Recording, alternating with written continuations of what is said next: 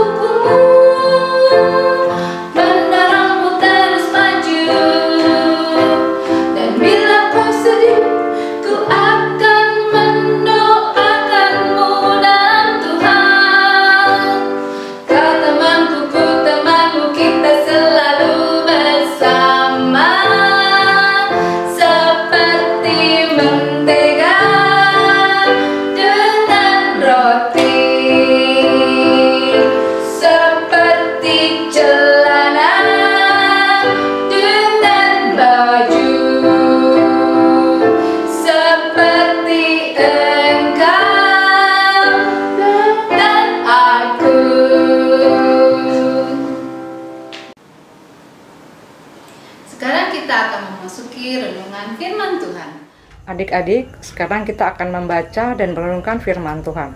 Mari siapkan Alkitab kita. Untuk adik-adik yang masih prasekolah bisa didampingi oleh mama papanya. Dan untuk anak kelas kecil, besar dan tunas remaja bisa membacanya bersama-sama dengan ibu adik. Bila Alkitabnya sudah siap, mari kita siapkan hati, kita berdoa. Bapa kami yang di surga, terima kasih atas waktu dan kesempatan kami boleh melaksanakan ibadah sekolah minggu hari ini. Saat ini kami akan membaca dan merenungkan firman Tuhan. Kami mohon Roh Kudus menolong kami untuk belajar kebenaran firman-Mu, sehingga apa yang menjadi maksud dan tujuan firman dapat kami lakukan. Dalam nama Yesus, amin. Pembacaan Alkitab kita hari ini diambil dari Perjanjian Baru, yaitu dari Lukas 1 ayat 39 sampai 56. Judulnya Maria dan Elisabet. Beberapa waktu kemudian berangkatlah Maria dan langsung berjalan ke pegunungan menuju sebuah kota di Yehuda. Di situ ia masuk ke rumah Zakaria dan memberi salam kepada Elisabet. Dan ketika Elisabet mendengar salam Maria, melonjaklah anak yang di dalam rahimnya. Dan Elisabet pun penuh dengan Roh Kudus. Lalu berseru dengan suara nyaring, "Diberkatilah engkau di antara semua perempuan, dan diberkatilah buah rahimmu. Siapakah aku ini, sampai ibu Tuhanku datang mengunjungi aku? Sebab sesungguhnya, ketika salammu sampai kepada telingaku, anak yang di dalam rahimku melonjak kegirangan." Dan berbahagialah ia yang telah percaya, sebab apa yang dikatakan kepadanya dari Tuhan akan terlaksana. Nyanyian pujian Maria. Lalu kata Maria, jiwaku memuliakan Tuhan, dan hatiku bergembira karena Allah juru selamatku. Sebab ia telah memperhatikan kerendahan hambanya. Sesungguhnya, mulai dari sekarang segala keturunan akan menyebut aku berbahagia. Karena yang Maha Kuasa telah melakukan perbuatan-perbuatan besar kepadaku, dan namanya adalah kudus. Dan rahmatnya turun-temurun atas orang yang takut akan dia. Ia memperhatikan kuasanya dengan perbuatan tangannya, dan mencerai-beraikan orang-orang yang congkak hatinya. Ia menurunkan orang-orang yang berkuasa dari tahtanya dan meninggikan orang-orang yang rendah. Ia melimpahkan segala yang baik kepada orang yang lapar, dan menyuruh orang yang kaya pergi dengan tangan hampa. Ia menolong Israel hambanya, karena ia mengingat rahmatnya, seperti yang dijanjikannya kepada nenek moyang kita, kepada Abraham dan keturunannya untuk selama-lamanya. Dan Maria tinggal kira-kira 3 bulan lamanya bersama dengan Elisabet, lalu pulang kembali ke rumahnya. Nah adik-adik, senang rasanya kalau teman-teman memperhatikan kita. Apalagi di saat kita sedang sakit atau sedih, kemudian teman-teman datang menghibur. Itu juga dilakukan oleh Maria. Elisabet sangat senang ketika Maria datang ke rumahnya. Apalagi ketika Maria mengucap salam, bahkan anak yang dalam kandungan Elisabet melonjak kegirangan. Itu bukan sukacita biasa, tapi karena ada Roh Kudus yang menguasainya. Lalu Elisabet pun mengucap berkat untuk Maria, sehingga dengan ucapan berkat tersebut Maria dikuatkan. Adik-adik, baik Maria maupun Elisabet sedang punya permasalahan atau pergumulan masing-masing. Maria sedang mengandung di usianya yang masih muda. Maria mengandung karena kuasa Roh Kudus. Dan Maria sedang mengandung bayi Yesus yang akan menjadi juru selamat dunia. Sedangkan Elisabet justru kebalikannya, dia sedang mengandung di usianya sudah tua, usia oma atau nenek-nenek. Elisabet sedang mengandung bayi Yohanes yang akan membuka jalan bagi sang juru selamat. Di samping itu juga, Zakaria, suami dari Elisabet tersebut, sedang bisu untuk sementara waktu. Karena Zakaria tidak percaya kalau dia akan mempunyai anak di usianya sudah tua. Tentu dalam keadaan seperti ini, baik Maria dan Elisabet butuh perhatian, butuh teman untuk saling menguatkan dan menghibur. Bahkan pada ayat 56 dikatakan bahwa Maria tinggal bersama-sama dengan Elisabet hampir 3 bulan lamanya. Lama juga ya adik-adik, tapi itulah kehadiran Maria di rumah Elisabet sangat dibutuhkan. Jadi dengan Maria senang bisa tinggal bersama-sama dengan Elisabet. Apa yang dilakukan oleh Maria dan Elisabet tersebut dinamakan sikap bertenggang rasa atau berempati. Elisabet bertenggang rasa dengan kesusahan Maria, dan Maria pun bertenggang rasa dengan pergumulan Elisabet. Sama seperti Maria dan Elisabet, adik-adik juga diharapkan bisa menjaga dan menghargai perasaan orang lain. Tidak boleh kita sembarangan dalam hal berkata, berbuat, dan bersikap yang membuat orang lain menjadi sedih, menjadi malu, apalagi menjadi marah. Nah adik-adik, terutama di masa pandemi seperti saat ini, di mana semua kegiatan dilakukan di rumah saja.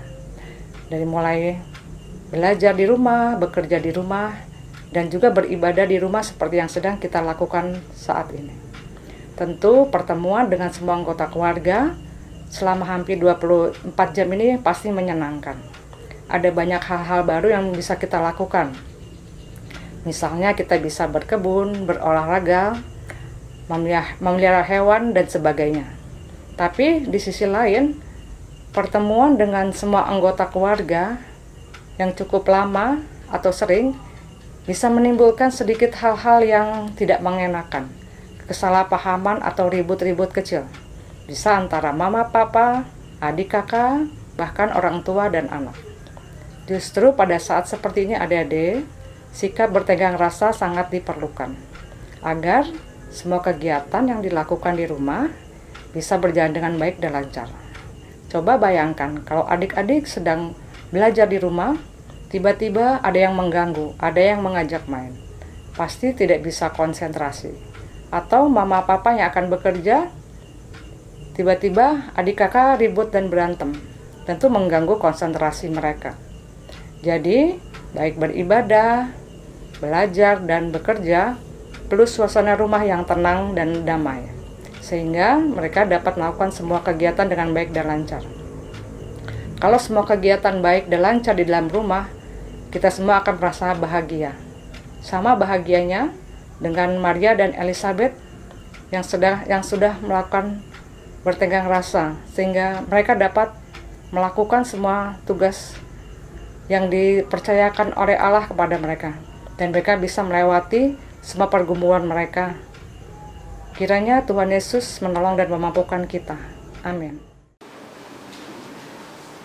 Mari kita mengucap syukur melalui persembahan yang dapat disampaikan ke rekening berikut atau langsung disampaikan melalui kotak persembahan di gereja kita.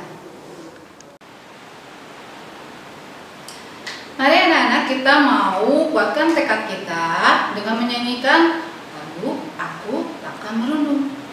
Sebentar, anak-anak, siapa yang tahu arti kata merundung itu apa ya?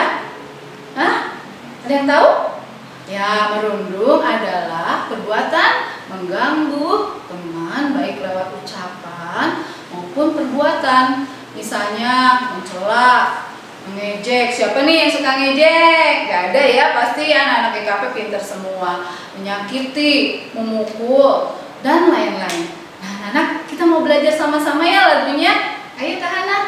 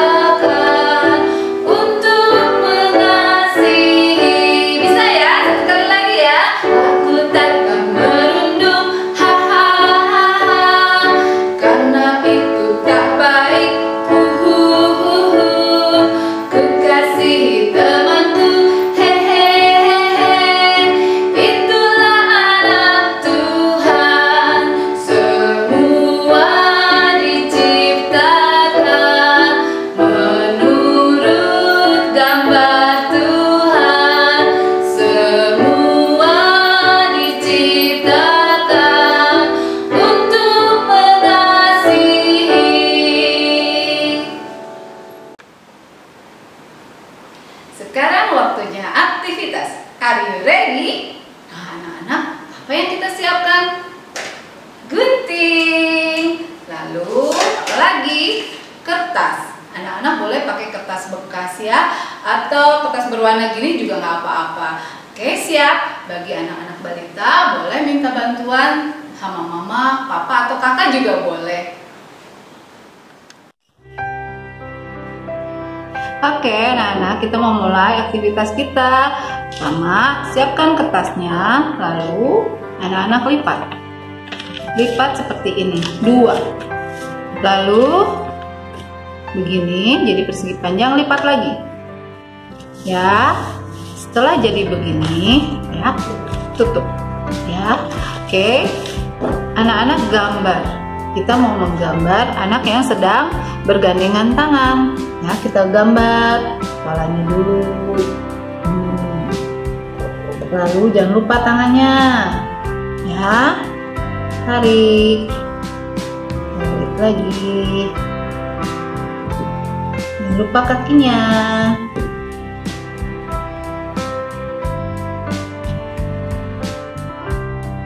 Nah, jadinya seperti ini. Ya, kalau sudah selesai, anak-anak gunting. Tapi bagian tangannya yang ini jangan digunting, Yuk kita mengunting.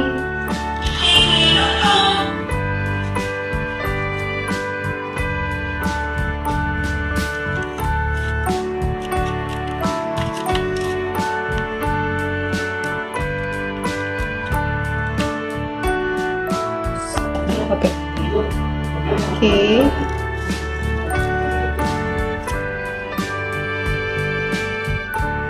Oke, jadi terlihat. Tada! Jadi anak sedang bergandengan tangan. Mudah ya anak-anak? Ya, jangan lupa dikirim ke grup Sunday School ya. Bye-bye.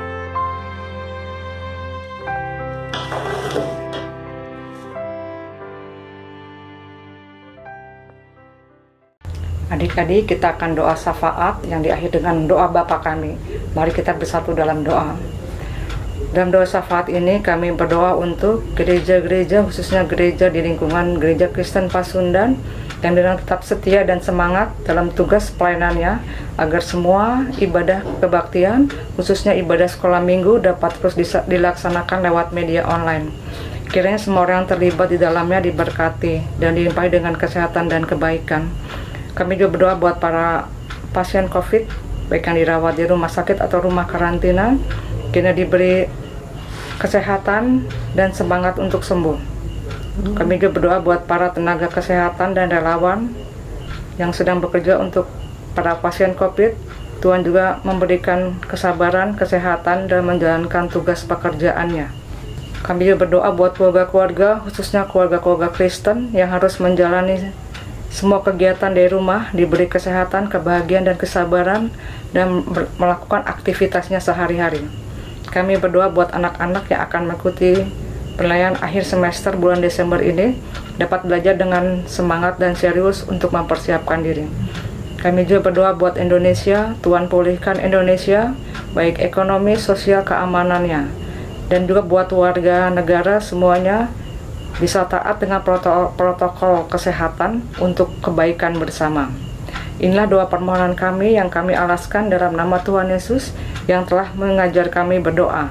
Bapa kami yang di surga, dikuduskanlah namamu, datanglah kerajaanmu, jadilah kehendakmu di bumi seperti surga. Berikan kami pada hari ini makanan kami yang secukupnya, dan ampunlah kami akan segala kesalahan kami, seperti kami juga mengampuni orang yang bersalah kepada kami. Dan jangan masukkan kami ke dalam pencobaan, tapi lepaskan kami daripada yang jahat. Karena Engkaulah yang mempunyai kerajaan dan kuasa dan kemuliaan sampai selama-lamanya. Amin. Ingat ya, Tuhan kita selalu mengajarkan kita tentang kasih. Kita mau selalu belajar untuk tidak menyakiti teman dan sesama.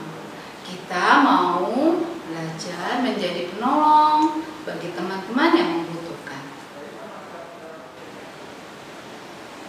Nah, sekolah minggu kali ini merupakan kebaktian sekolah minggu terakhir tahun ini.